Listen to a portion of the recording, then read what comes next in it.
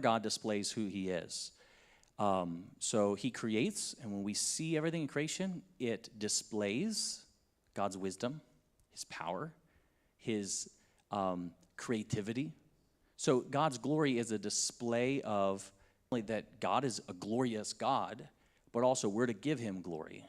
So are we giving him our perfections, or what do you think we're giving him? There's another way that glory is used. And if you're not sure, that's fine. I can share it with you. Not sure about that. Okay, so another way glory is used is as to give weight or praise the glory of himself that he shares, and we praise him for it. So we're made to enjoy his glory. Everything that God has made known of himself and he shares with us, that's praise. Now, notice that I've also asked here, how is it seen? And I think we've already answered that. His glory is seen from everything God does and creates. How is it given? Well, it's given from God in what he does, but it's also given from us to God in praise. What would it mean to enjoy and reflect God's glory? Well, I had a question about, so everything ultimately is for God. God is the only one that deserves to receive praise, and everything has come from God, through God, to God. And so all things are ultimately for God. He deserves all the praise. We were made to enjoy the greatest good there is, who is God. It all comes back to him. When we start thinking that our life is not about God, but it's about us, I know it sounds good, right? It sounds good when you think life is all about you. But what the Bible is arguing is that it's not good when you make life all about you. Isn't that what Adam and Eve did in the garden? that is true, yeah, they did that. Yeah.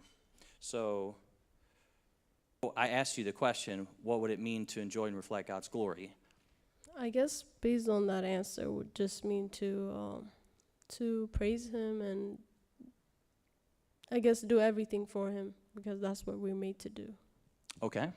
Yes, but it is more than that. So you were made to literally enjoy God, to live in fellowship with him. So everything God's made that he's shared with you, his very presence that he has chosen to share with us, his creation, how he made us, the commands he gives, the purposes, the commission that he's given, like we saw in the beginning of Genesis 1, all of that is made for us to enjoy. When we try to find joy and pleasure apart from God, then we're actually grasping for what doesn't ultimately give joy. So you're made to enjoy and know God, not just to follow a set of rules, but then also you're made to reflect God's glory. So what that means is to live a life in such a way where you make known to others how good God is. So you represent God's wisdom, his creativity, his goodness, his holiness, his love, his peace. Everything that God is